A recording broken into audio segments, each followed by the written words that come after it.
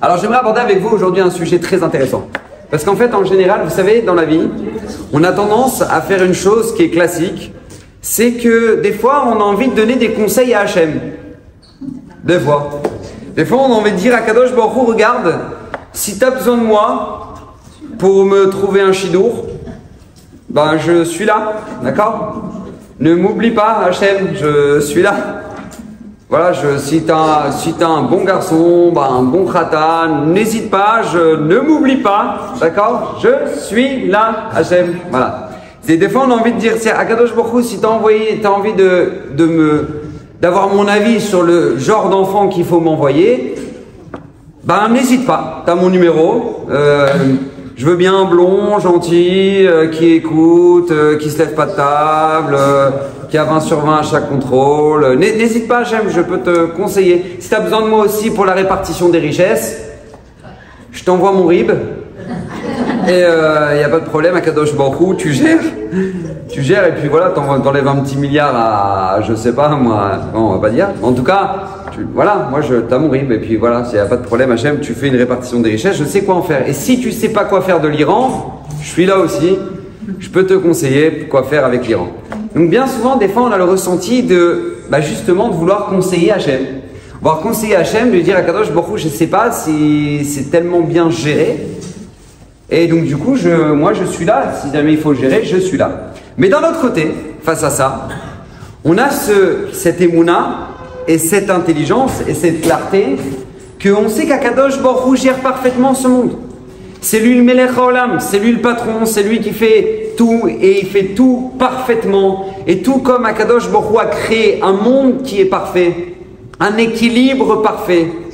Je ne sais pas si on s'imagine un petit peu, la Terre est à une distance parfaite du Soleil. Pourquoi? Pour que ni on soit brûlé, ni on soit congelé. Et les scientifiques disent, mais c'est incroyable d'être à une distance qui est parfaite, qui permet la vie. Regardez les images de Mars. Voilà, d'accord? Ça donne pas trop envie d'y habiter. Et donc du coup, quand tu vois ça, tu vois la perfection de la création du monde, tu vois la perfection dans ton corps, que maintenant Hachem il te maintient une température de 37,2 constamment, et que 1 degré de plus déjà, t'es pas bien, t'es sous Doliprane, tu dis moi je vais me coucher, t'es KO avec 1 degré de plus. 1 degré de plus. C'est-à-dire que maintenant, si tu as l'hormone de l'insuline qui commence à disjoncter, la personne, elle rentre dans un diabète, elle est en surpoids, risque cardiaque, bref, mince. Mais qui gère ça?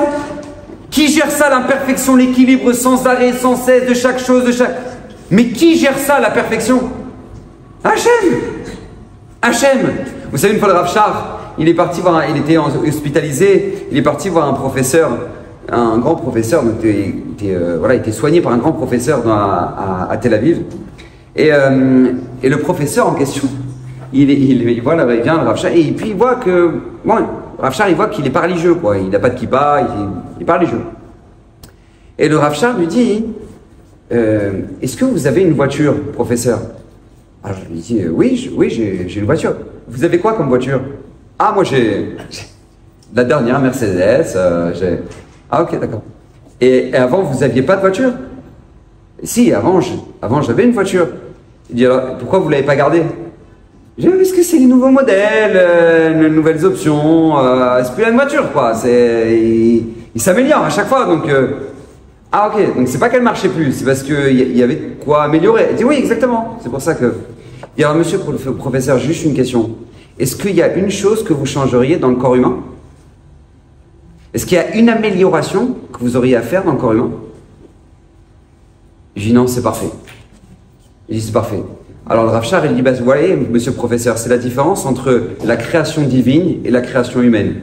La création divine, il n'y a rien à refaire, mais la création humaine, il y a toujours à refaire. Et ça, c'est tellement incroyable, c'est tellement important, parce que quand on voit la perfection dans Kadosh Baruch Hu crée le monde, donc Hachem, tu te doutes bien qu'il crée ta vie parfaitement. C'est pas juste qu'il a créé un monde parfait, mais qu'il gère ta vie de manière parfaite. C'est-à-dire que quand tu regardes que maintenant, la contravention, quand tu es parti chercher les chocolats d'Amiel, il t'a coûté 200 €, les chocolats du coup, d'accord? Eh ben c'est Mina Shamaim. Le pneu crevé sur le périph', c'est Mina Shamaim. Et c'est pas par hasard, c'est fait parfaitement. Et la rage dedans, juste avant le Shabbat Ratan de ton cousin, c'est parfait aussi. Et ça, c'est notre émouna. Et combien nous, on doit se renforcer là-dedans? Parce que vous savez, on récite une bracha tous les matins. Baruch ata Hashem, Elokeinu melech haolam, sha'asa li kol tzorki. Akadosh Baruch Hu, tu m'as créé avec tout ce dont j'ai besoin. Sha'asa li kol tzorki, tout ce dont j'ai besoin. C'est parfait, Hashem. Alors, je ne sais pas si vous savez, mais quand on récite cette bracha, on doit penser à quelque chose. Vous savez à quoi? Aux chaussures. La Gemara nous dit dans ma Masechet Brachot que quand tu récites la bracha Sha'asa li kol tzorki, tu dois penser aux chaussures. Ok, les chaussures. Et le Shulchan Arour, il est posé comme ça, la halakha aussi, on doit penser à nos chaussures. Alors, Rabbi Darman, il pose une question extraordinaire, il dit, attends, je comprends pas. Parce que maintenant, Hachem, tu m'as donné tout ce dont j'ai besoin, c'est mes chaussures, mes baskets. Voilà, c'est tout ce dont j'ai besoin. Bah non, c'est ma maison, c'est mon mari, c'est mes enfants, c'est pas juste mes chaussures. Alors, il dit, Rabbi Darman, quelque chose d'extraordinaire, écoutez bien. Il dit, vous savez, quand on récite une bracha, c'est qu'on doit comprendre qu'il y a un message derrière. Il dit, Rabbi Darman, imaginez-vous, il y a une jeune fille, d'accord? Il y a une jeune fille qui rentre dans un magasin de chaussures pour s'acheter des baskets. D'accord? Bon. Et là, le patron du magasin regarde la jeune fille et lui dit, Sarah? C'est toi, Sarah? Alors il dit, oui, c'est moi, oui. Sarah Chichportiche? Oui, c'est moi. Incroyable! Sarah Chichportiche? Il dit, oui, alors qu'est-ce qui se passe, monsieur? Mais tu te rappelles pas de moi? Il dit, non. Mais incroyable, mais moi je te connais toute petite, je connais très bien tes parents, mais bien sûr, je connais très bien, c'est incroyable, tu dis monsieur Benamou. Ah oui, d'accord, monsieur Benamou, incroyable, ah ok. Oh là là, comment vont tes parents? Comment... Baruch Hashem, ça va, grâce à Dieu, tout le monde va bien, Baruch Hashem. Ah là là, ça me fait plaisir. Et regarde, ça va, tu choisis la paire de baskets que tu veux, je te l'offre. Je te l'offre. Comme une fois, elle est contente. Ok, bah voilà, cette paire-là, elle me plaît. Ouais, ça me va, ça. Donc, elle choisit la paire de baskets. Elle dit, tu choses du combien? Alors, je chose du 37. 37? Ok, pas de problème. Mais bon, regarde, comme je te kiffe, je te donne du 38. Pour te faire plaisir. Elle dit, bah non, je chose du 37. Je chose pas du... Non, mais c'est moi qui paye. T'inquiète pas. Pour toi, du 38. Bah non, justement, si tu veux me faire plaisir, tu vas pas me donner du 38, tu me donnes du 37, parce que sinon, je vais me galérer avec une pointure au-dessus, d'accord? C'est normal. Il dit Rabbi Darman, c'est à ça qu'on doit penser quand on fait la bracha le matin. Baruch ata Hashem Elokeinu melech haolam sha'asa li kol tzorki. Akadosh Baruch Hu, tu m'as créé avec tout ce dont j'ai besoin. C'est-à-dire quoi, tout ce dont j'ai besoin? C'est-à-dire que tout ce que tu me donnes dans ma vie, c'est du sur-mesure. C'est du sur-mesure. C'est pile à la bonne taille. Merci Akadosh Baruch Hu. Tu m'as pas donné du 38 parce que je sauge du 37. Merci à Kadosh Baruch Hu. Ça, c'est la émouna qu'on doit avoir. Et pourquoi je vous dis ça? Parce que sachez une chose, que plus on avance dans les générations, plus on avance dans le temps, plus ça va être compliqué. Je vais vous dire pourquoi. Parce que la émouna est de plus en plus faible dans ce domaine-là. Parce qu'en fait, on crée une génération maintenant, on crée une société où en fait on pousse les gens à ne pas accepter justement leur réalité. Regardez ce qui est en train de se passer maintenant, c'est-à-dire que maintenant on fait grandir une génération de jeunes filles à la princesse Disney. À la princesse Disney. Alors c'est quoi une princesse Disney? Alors une princesse Disney déjà c'est une fille qui doit être super belle. Si elle n'est pas super belle déjà c'est pas une princesse. Okay, donc on remercie Disney pour le gros cliché déjà.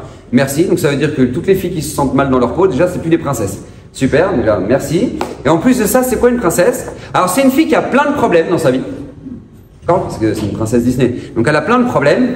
Et qui lui règle ces problèmes? Le prince charmant. Alors mesdames, je veux pas, et surtout mesdemoiselles, je veux pas vous décevoir, mais ça risque pas d'être comme ça dans la vie. D'accord? N'attendez pas de votre mari qui règle les problèmes et tous vos problèmes, parce que ce n'est pas comme ça la vie. C'est un cliché Disney. Mais tu te retrouves avec maintenant des filles et des femmes qui sont mariées, elles te disent « Ouais, de toute façon, il a jamais été là pour moi. » Mais il était carpette pour toi. Comment c'est possible que « Non, il a jamais été là pour moi. Il m'a... » Tu veux quoi? Et lui, il a ses problèmes aussi.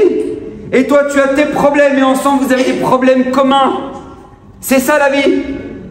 Mais maintenant, on te fait rentrer dans des gros clichés, oui, ben non. Et vous regardez, et pareil, les ados. Regardez maintenant les adolescents, ce qui est en train de se passer chez les adolescents. On fait en sorte que les ados n'acceptent pas leur vie. Pourquoi? Parce que bienvenue sur la machine à dépression qui s'appelle les réseaux sociaux. C'est-à-dire qu'en fait maintenant, tu as des filles qui ont, je sais pas, maintenant ça commence le plus jeune âge, donc maintenant ok, bon bref, tous les âges. Et là, elles commencent à regarder, en fait, elles voient que, en fait, tout le monde vit. Regarde, ils sont partis, ils ont voyagé. Ils sont à Dubaï, regarde. Et ils sont au resto, et ils t'ont pas invité. Ils t'ont pas invité. Et regarde, elle s'est acheté une nouvelle paire de baskets, la même couleur que toi tu voulais. Elle les a achetées, elle les a achetées, elle. C'est-à-dire qu'en fait, c'est quoi? C'est qu'on te fait plonger dans un monde où sans arrêt, on te montre ce que tu n'as pas et ce que les autres ont. C'est-à-dire qu'en fait, on fait grandir une génération d'insatisfaits. C'est-à-dire qu'en fait, on a créé une génération d'adolescents qui passent leur temps à dire « Waouh, moi j'ai pas ça, et elle l'a, et pourquoi moi j'ai pas? En fait, nous on n'a rien. » C'est incroyable. Mais si on s'arrête maintenant 2 minutes, je dis « Mais comment c'est possible une chose pareille ?» Pourquoi? Parce que c'est les réseaux sociaux. Et c'est là où on en est arrivé. On est arrivé à une situation telle où maintenant, on a fait grandir une génération de jeunes qui maintenant mettent des lunettes. Et puis, ils vont sur la métaverse. Et puis, ils disent, de toute façon, mon 200 mètres carrés à Paris, je pourrais jamais me l'acheter. Donc, c'est pas grave, je m'achète des îles désertes sur la métaverse. Voilà, c'est la nouvelle génération. C'est super. On a créé une génération de jeunes filles qui sont devenues incapables de s'aimer. Tu prends la plupart des adolescentes ne s'aiment pas. Physiquement, elles s'aiment pas. Elles se trouvent moches. De toute façon, moi je suis moche. De toute façon, moi mon nez il est moche. De toute façon, moi j'ai pas de lèvres. De toute façon, moi j'ai des trucs. De toute façon, moi j'ai. C'est incroyable. Comment c'est possible? Pourquoi? Parce qu'en fait, encore une fois, on a créé une génération maintenant au filtre des réseaux sociaux. Donc sur les fils des réseaux sociaux, maintenant, vous n'avez pas remarqué, à peine elle est arrivée à Eilat, elle est à peine atterrie à Eilat, elle est déjà bronzée. Il y a un problème. Comment c'est possible? Elle vient d'arriver à Eilat, elle est déjà bronzée.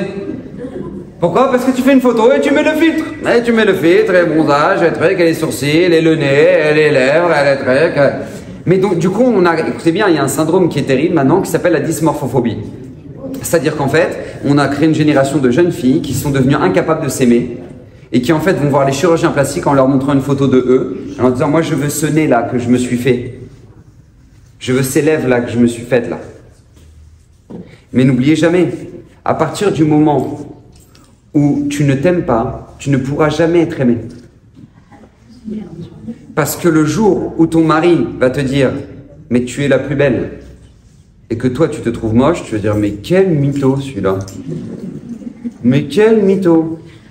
Mais arrête de mentir !» Donc comment veux-tu avoir un shalom bayit équilibré comme ça? Mais malheureusement, qu'on le veuille ou non, on a créé une génération qui ne s'aime pas. Pourquoi? Parce qu'avec les réseaux, avec les filtres, avec les trucs, les machins, et c'est terrible. C'est terrible parce que maintenant on a créé une image de la femme qui est très standard, qui est très marmire. C'est-à-dire que moi je vous dis la vérité, hein, pour suivre la mode, c'est plus dur que de suivre le Shulchan Aruch. Les gens qui me disent non, Rav, faire les Tzilat Yadayim tous les matins. Mais tu rigoles quoi? Mais le Shulchan Aruch à côté de la mode et à côté du cliché qu'on donne à la femme maintenant, mais c'est beaucoup plus difficile de suivre maintenant la nouvelle mode et les critères de ce qu'on appelle la beauté de la femme maintenant que de suivre le Shulchan Aruch. Hein. Ah, je vous assure. Mais pourquoi? Parce qu'en fait, on a plongé la génération à la non-acceptation de la réalité de la vie.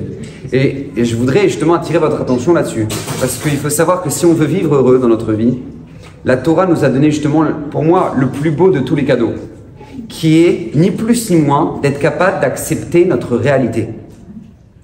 C'est vital d'être capable d'accepter notre réalité. J'explique. La Torah, elle n'est pas en train de te raconter, elle ne te raconte pas des histoires, la Torah. La Torah, elle te dit, ta vie, c'est ce qu'elle est. Et ta vie, tu dois t'adapter à ce qu'elle est. Je vous donne un exemple très simple, d'accord? Vous regardez tous ceux qui ont marqué notre histoire, en commençant par Abraham, et Yaakov, et Moshe Rabbeinu, et David Ameler. Tous ces gens-là, ce sont des gens qui n'ont pas eu de problème dans leur vie. Si, ce sont des gens qui ont enchaîné les problèmes dans leur vie. Ils ont enchaîné les problèmes. Mais ils sont devenus ce qu'ils sont devenus parce que justement, ils avaient des problèmes. Et ça, c'est quelque chose qu'on ne doit jamais oublier. Parce que dans la génération dans laquelle on est maintenant, eh ben, dès qu'on a des problèmes, eh ben voilà, eh ben c'est pas normal. Et pourquoi moi je galère et elle galère pas? Et pourquoi moi j'ai pas de parnassa alors que elle, tout roule pour elle? Et pourquoi moi la santé ça va pas alors que pour elle tout va? Et pourquoi? Parce qu'on a l'impression qu'avoir des problèmes, c'est pas normal. Mais t'écoutes les femmes parler entre elles, dire ah ma pauvre, ah t'as des problèmes de shalom bait, ma pauvre. Mais j'ai pas compris. Depuis quand ma pauvre parce qu'elle a des problèmes de shalom bait? Avoir des problèmes de shalom bait, c'est normal. C'est normal. Mais on te fait croire que non, c'est pas normal, ma pauvre. C'est quoi, base-le? Mais t'as des amis, elles parlent avec leurs copines. Elle leur dit, ouais, tu sais quoi, il te parle mal, allez, base-le, mais je te dis, base-le, et moi je sais, ma cousine, eh ben, son mari, il parlait comme ça, elle l'a basé, et... Mais c'est un conseil d'amis, ça? Mais barre-toi en courant d'une amie pareille. C'est une folle. Jamais de la vie on dit quelque chose, on dit ça à quelqu'un. Depuis quand on dit à quelqu'un, fuis tes problèmes? Non, tes problèmes, tu apprends à les gérer, c'est normal. Et la Torah nous a appris ça. Avraham Avinu, il n'est pas devenu Avraham Avinu parce qu'il n'avait pas de problème. Mais si, c'est justement parce qu'il avait plein de problèmes, nous dit la Mishnah en Pirkei Avot, qu'Hachem l'a aimé. Parce qu'il a éprouvé avec des épreuves.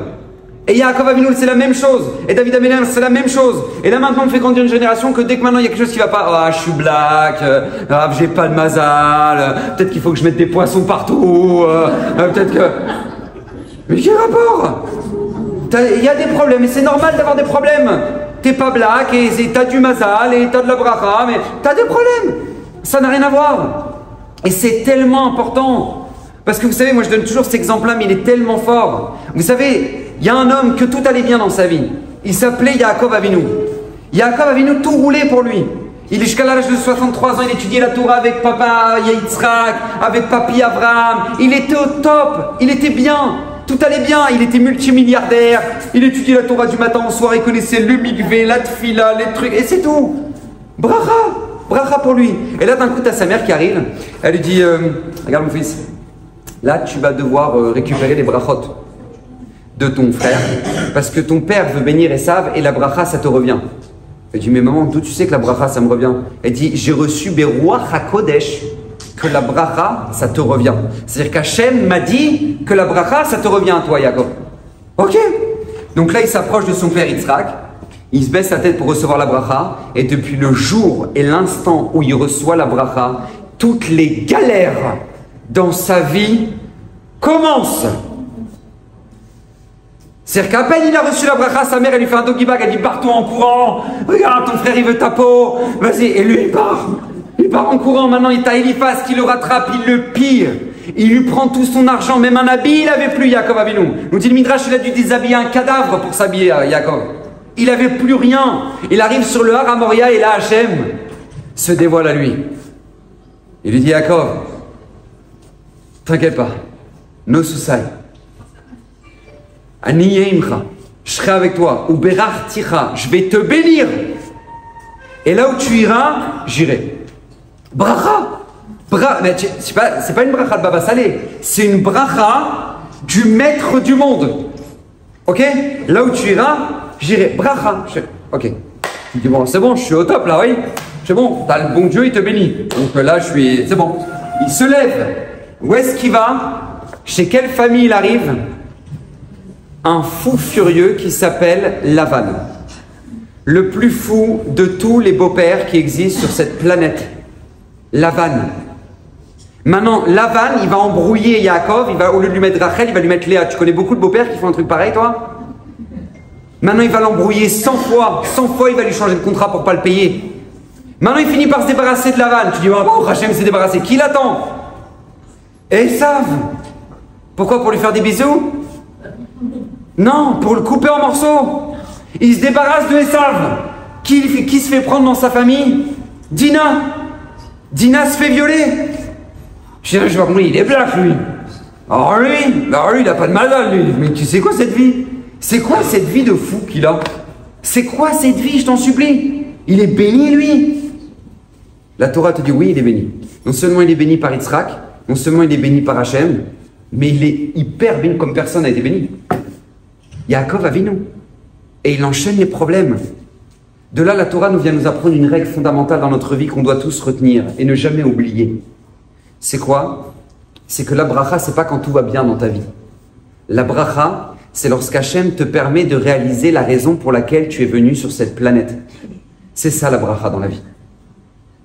Et même si pour ça, il faut passer par des difficultés, eh ben on passe par des difficultés. Parce que ton shalom bayit, pour qu'il soit extraordinaire, tu devras passer par des difficultés.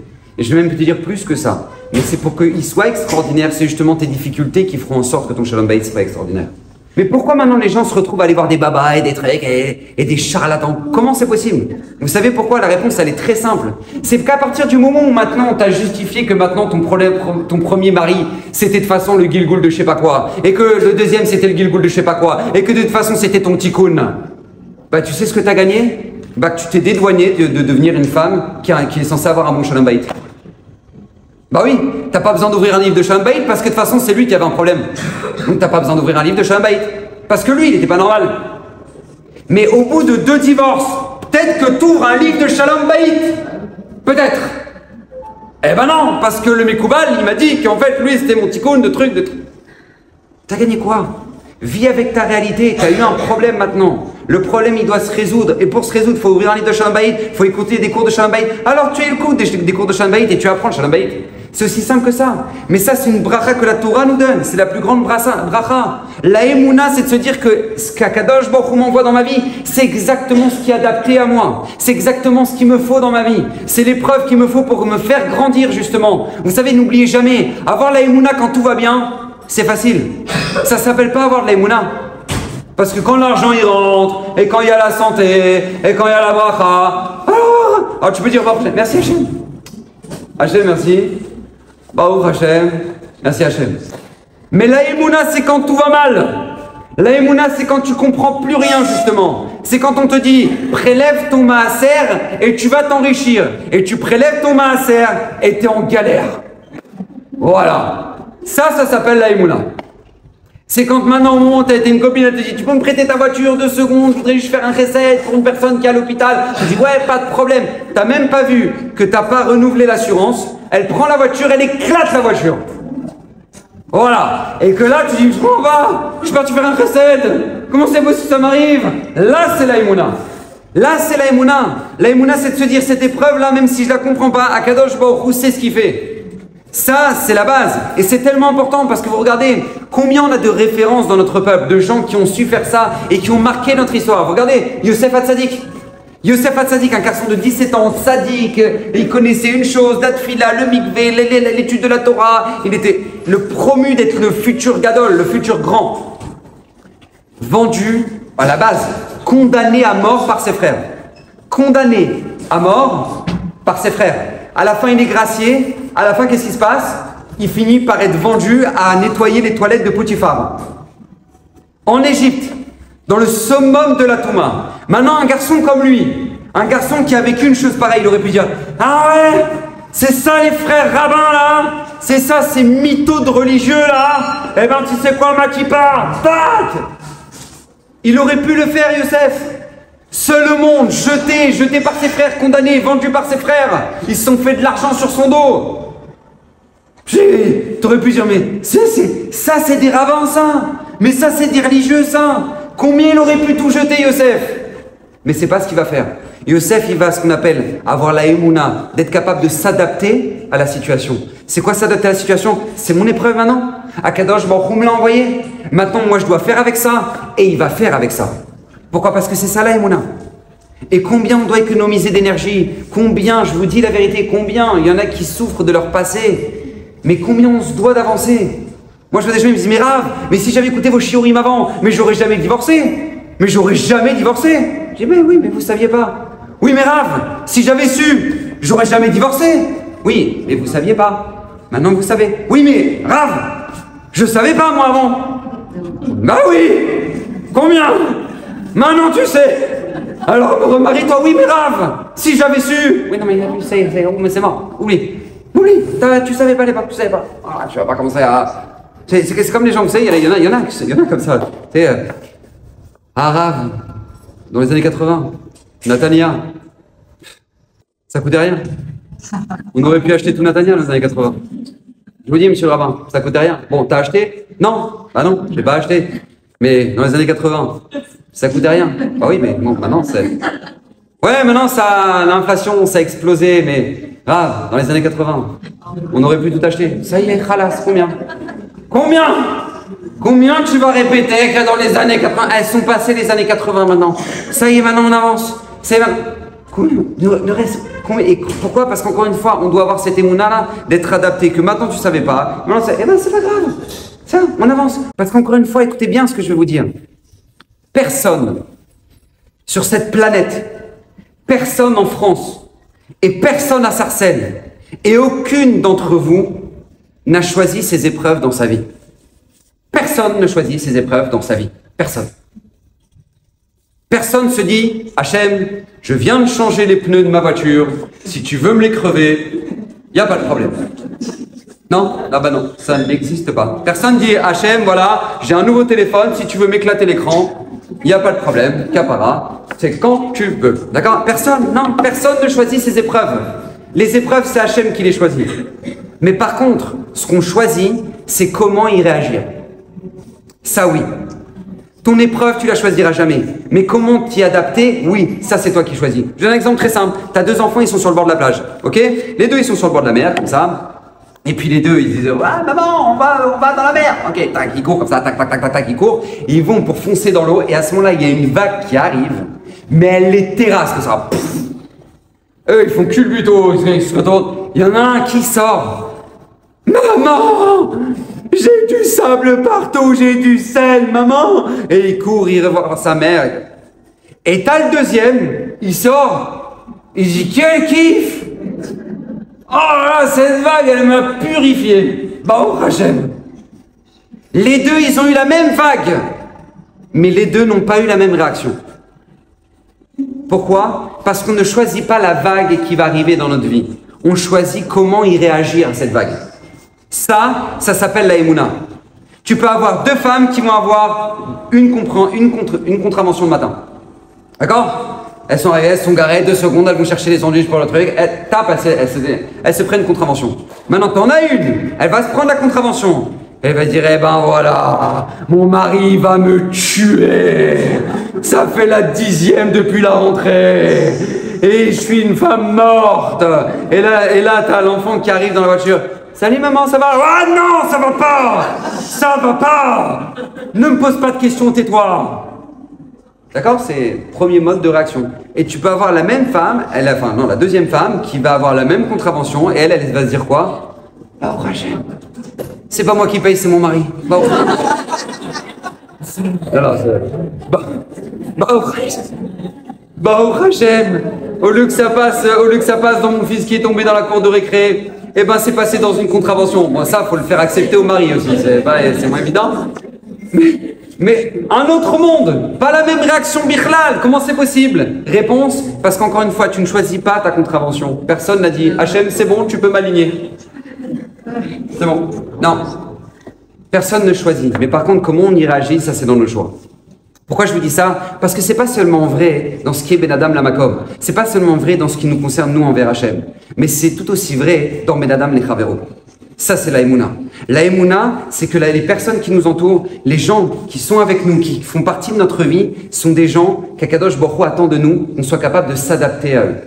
Tout comme on doit s'adapter à nos épreuves, tout comme nous maintenant on doit donner la bonne interprétation à nos épreuves, on a le devoir de s'adapter aussi aux gens qui nous entourent. Ça s'appelle la Emouna.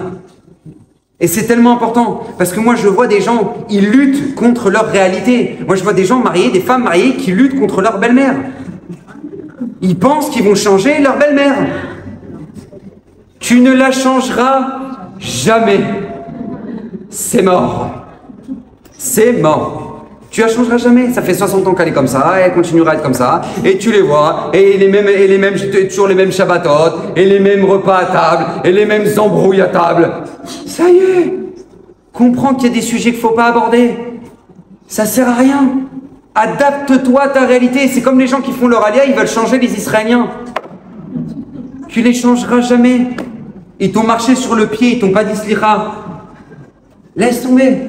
Lo, slicha, ou darach ala regel sheli, ou tsarir levakesh mimeni slicha, mazé adavar hazé. C'est mort, détends-toi. C'est mort. Laisse tomber. Adapte-toi à la réalité que tu as autour de toi. Vous savez, il y a une histoire absolument extraordinaire avec le Rav Shar. Le Rav Shar, une fois, il y avait un Rosh Yeshiva qui est parti, qui devait aller lui poser des questions. Donc, il prend un taxi pour aller jusqu'à Bnei Brak. Et en chemin, le chauffeur de taxi, qui n'était pas religieux, il demande au Rosh Yeshiva, il dit, vous allez faire quoi à Bnei Brak? Il dit, je vais voir un très très grand rave. Très grand rave. Il dit, ah bon, un très grand rave? Oui, je vais voir le Rav Shar, un très grand rave. Il dit, ah ok, et est-ce que vous pensez que moi je peux juste demander une bénédiction? Il dit, le chauffeur, il dit, oui, bien sûr, vous pouvez rentrer, bien sûr, il n'y a aucun problème. Il dit, ah ok, très bien, merci. Donc il arrive devant la maison du Rav Shar, ils font descendre, et puis là, à ce moment-là, il ramène le chauffeur de taxi, et donc lui, le Rosh Yeshiva, il se penche, il regarde le Rav Shar, il dit, Vodara, voilà, je suis venu vous poser des questions pour ma Yeshiva, j'ai besoin de conseils, etc. Mais voilà, j'ai à mes côtés le chauffeur de taxi qui m'a ramené jusqu'à ici, il voudrait une bracha, est-ce que Rav, c'est possible? Bien sûr, pas de problème, pas de problème. Alors le chauffeur de taxi, il se penche, et il lui dit, alors voilà, Vodara, je vous explique, moi mon chien est malade. Donc en fait, je voudrais avoir une bracha pour mon chien, s'il vous plaît. Alors le Rav Shar, il dit pas de problème, pas de problème. Comment il s'appelle? Fox. Fox Ben, c'est quoi le nom de sa mère? Rav, je suis désolé, je connais pas le nom de sa mère. Je connais pas le nom de sa mère. Je l'ai pris au chenil, j'ai pas demandé l'ascendance, je sais pas moi. Il dit, je suis désolé, je peux pas lui faire la bracha parce qu'il n'y a pas le nom de sa mère. Alors il lui dit, ah d'accord Rav, merci beaucoup, d'accord, je comprends Rav, je comprends. Et il repart. Regardez cette chorma. Regardez la chorma d'avoir cette émouna de dire, là j'ai face à moi quelqu'un qui pour lui, la vie de son chien est très importante. Mais la bracha d'un Rav aussi est très importante pour lui. Maintenant, comment je vais lui faire comprendre que je ne peux pas bénir un chien? Regardez la finesse d'esprit que c'est, d'être capable de s'adapter à cette personne-là et lui faire comprendre qu'il ne peut pas le bénir. Mais la solution de facilité, ça aurait été quoi? Eh ben voilà, cette génération de fous. Depuis quand on bénit les kleps maintenant? Mais d'où ça sort? Mais c'est quoi ça? Voilà, ça c'est la solution de facilité. Mais tu as face à toi quelqu'un que maintenant lui ne comprendra pas ça. Donc est-ce que tu es capable de t'adapter à ça?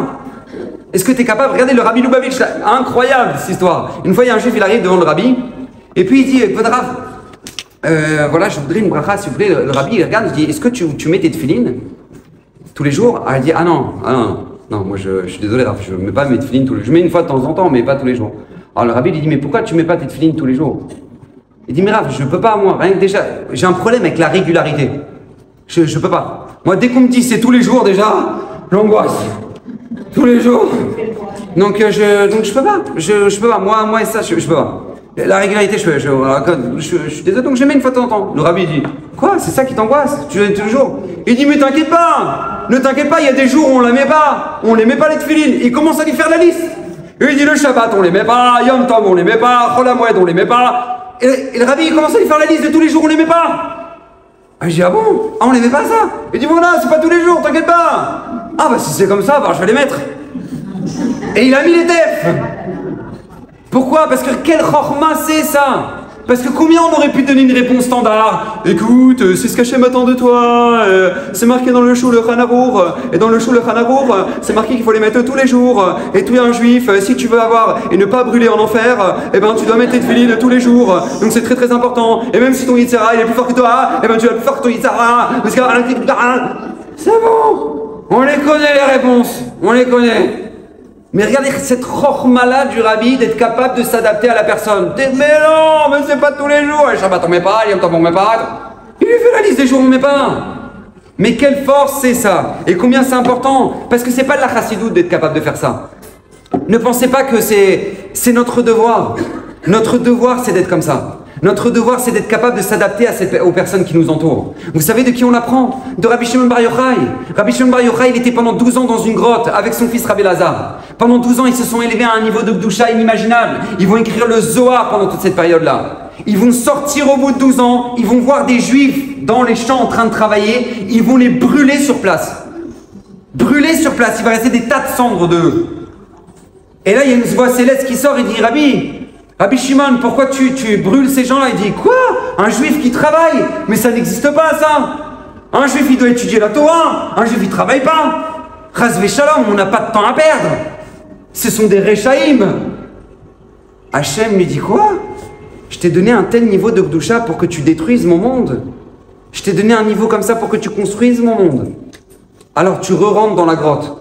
Il est retourné encore 1 an dans la grotte. Pourquoi? Pour devoir adapter son niveau de Torah aux gens qui l'entouraient. Et là on apprend, c'est pas de la chassidoute, c'est Hachem qui lui a dit. Ta Torah, c'est pas de la Torah si tu n'es pas capable de l'adapter aux gens qui t'entourent.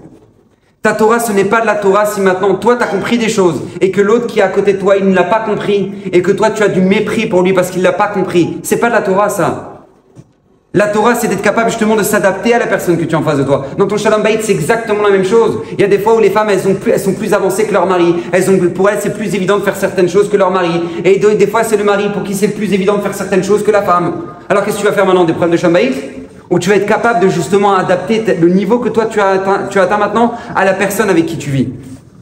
Ça, c'est notre devoir. Le Chafetz Chaim, il a perdu sa première femme. Quand il se remariait, le Chafetz Chaim, le premier Sukkot, après son remariage, eh ben, il construit sa Sukkot devant chez lui. D'accord? Il construit sa Sukkot devant chez lui. Bon, là, sa femme, elle sort, elle regarde, elle dit, c'est là que tu construis la Souka? Et oui, c'est là que je construis. Non, parce que je la voyais plus là-bas, derrière. Alors, le Chafetz Chaim me dit, quoi, tu veux que ma Souka elle soit derrière? Elle dit, ouais, parce que devant la maison, je sais pas, je préfère derrière. Je dis, ok. Le Chafetz Chaim, il redémonte tout la Souka et il la remonte derrière. Elle ressort.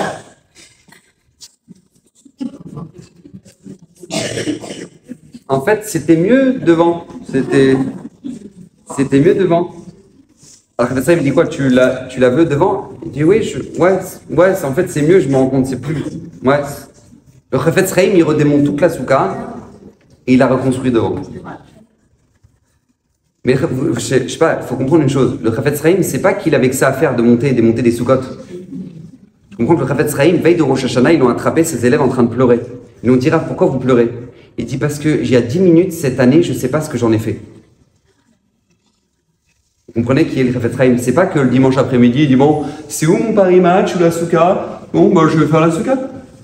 Non, tu vois? Donc c'est pas que ça qui est. Tu vois, il aurait pu voir sa femme et dire, bon, écoute, bibiche, là, je l'ai démonté une fois, c'est pas 2 fois, d'accord? Et de toute façon, c'est moi qui dors dedans, donc c'est bon, ok?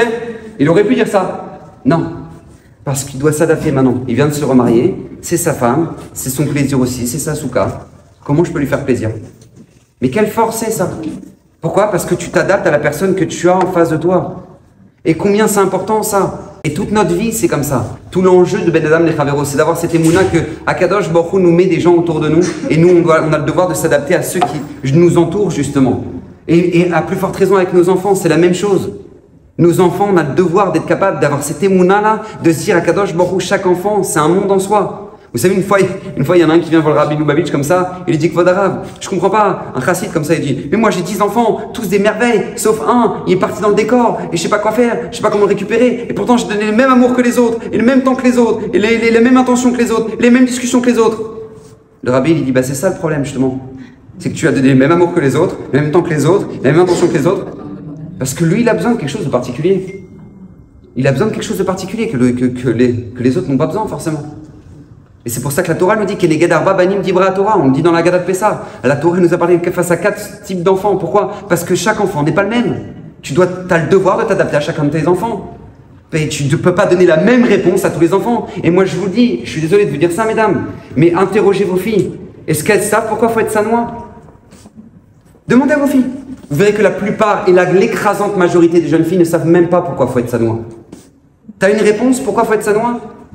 Est-ce que tu sais lui répondre pourquoi maintenant, oui, il faut mettre en dessous du genou, oui, il faut mettre des collants, oui, tu as une réponse à ça? Est-ce que c'est quelque chose qui est clair chez toi? Mais si maintenant tu l'as pas, ah mais non, mais ils ont fait le bête Yaakov, donc ils ont fait le bête Yaakov, donc ils font... Mais quel rapport? Quel rapport? C'est au bête Yaakov de s'adapter. C'est à toi de devoir t'adapter à ton enfant et devoir lui donner une réponse, et devoir lui donner une bonne réponse. Pourquoi? Parce que c'est comme ça que tu le construis. Mais si tu dis, eh ben non, c'est marqué un Shulchan Aruch, et les rabbins ils ont dit là, ils ont dit là, ils ont dit là, ils ont dit là, ils ont dit là. Quelle angoisse! Quelle angoisse! C'est quoi ça? Mais combien tu dois être capable? Et moi la dernière fois j'ai pris chacune de mes filles, j'ai dit, mais et toutes elles m'ont posé la question, elles dit, papa, pourquoi faut être sanois? Il fait 40, il fait shrana dehors. Et je dois être là avec le bouton et le truc. Et je lui dis, mais ma fille, mais c'est extraordinaire que tu me poses cette question. Je suis heureuse que tu me la poses à ton âge, maintenant à 7 ans, plutôt que tu me la poses à 40 berges. En train de chercher des perruques qui vont jusqu'aux fesses. Pourquoi? Pour essayer de contourner la tignoute. Parce qu'elle a toujours pas compris. Bébête, combien c'est important? Combien c'est vital? Parce que si maintenant tu réponds pas à ces questions-là maintenant, ben elle les traîne, elle les traîne, elle les traîne, elle les traîne. Et nous, retenez bien ça, nos enfants ne seront jamais adaptés à nous. C'est nous qui devons nous adapter à nos enfants. Parce qu'ils n'auront jamais la maturité de s'adapter à nous. Parce qu'ils n'auront jamais notre maturité. C'est à nous, c'est nous qui avons le devoir de s'adapter à nos enfants. Et c'est tellement important, c'est tellement vital, c'est plus qu'essentiel. Parce que si tu veux faire grandir les gens autour de toi, sois capable de parler leur langage aux gens autour de toi. Parce que c'est comme ça que ça fonctionne. Et bien souvent dans les familles, il n'y a plus de discussion, il n'y a plus de dialogue avec les enfants, il n'y a plus de dialogue avec les parents, il n'y a plus de dialogue. Pourquoi? Parce qu'en fait, on n'est même pas adapté. Alors c'est facile de dire, vous savez, une fois il y en a un qui vient voir Rav Steinman, il dit que Vodarav, mon voisin, il est en train de construire et ça me dérange. Alors le Rav Steinman, il dit oui, il faut être mévater, faut laisser, c'est pas grave. Il dit oui, c'est ce que je pense. Vous voulez que je l'appelle pour que vous lui disiez qu'il faut qu'il laisse? Des gens qui comprennent les messages à l'envers. Non, je te parle à toi. Toi, laisse tomber. Combien on a le devoir d'être adapté aux gens qui nous entourent? Écoutez bien, et je vais finir là-dessus. Moi, j'ai vu des célibataires rester des célibataires endurcis. J'ai vu des gens mariés divorcer violemment. Et j'ai vu des gens qui étaient j'ai vu des communautés qui ont fini sans rabbin. Vous savez pourquoi? Parce que c'est très simple. Ces gens-là vivent avec le principe que moi, c'est comme ça et c'est pas autrement. Vous connaissez ça? Vous connaissez ceux qui sont comme ça? Que c'est comme ça et c'est pas autrement. Donc ils sont célibataires, ils disaient moi je voudrais une personne qui soit comme ça et pas autrement. Et ils sont encore célibataires à l'heure d'aujourd'hui. Et je connais des gens dans le couple, et ben c'est comme ça et c'est pas autrement. Et là le Dayan il lui dit, regardez madame, quand vous recevez le guet de votre mari, c'est comme ça et c'est pas autrement. Et des communautés où maintenant ils sont sans rabbin, vous savez pourquoi? Parce que le président il a dit c'est comme ça monsieur le rabbin et c'est pas autrement. Et ils n'ont plus de rabbin. Donc t'as gagné quoi? Vous savez, la route de la vie c'est pas une autoroute qui va tout droit. La route de la vie c'est une route de montagne. Si toi tu n'es pas souple, tu finis ou dans un mur ou dans un ravin. Mais il n'y a pas d'autre solution. Être capable de s'adapter à son mari, être capable de s'adapter à nos enfants, être capable de s'adapter à nos voisins, être capable de s'adapter, ça s'appelle avoir de la émouna. Parce que si Akadosh Baruch Hu nous a envoyé ces gens-là, et si Akadosh Baruch Hu, moi je le dis toujours et dites-le à vos enfants, des gens on apprend toujours ou quoi faire ou quoi ne pas faire, mais dans tous les cas il faut apprendre. Parce que si Hachem t'a fait rencontrer ces gens-là, c'est pour que tu apprennes ou quoi faire ou quoi ne pas faire. Donc Bezrat Hachem qu'on puisse avoir de la émouna dans notre vie, de pouvoir se construire, s'adapter autour de nous. Travail, ça, vivez heureuse. Amen, amen.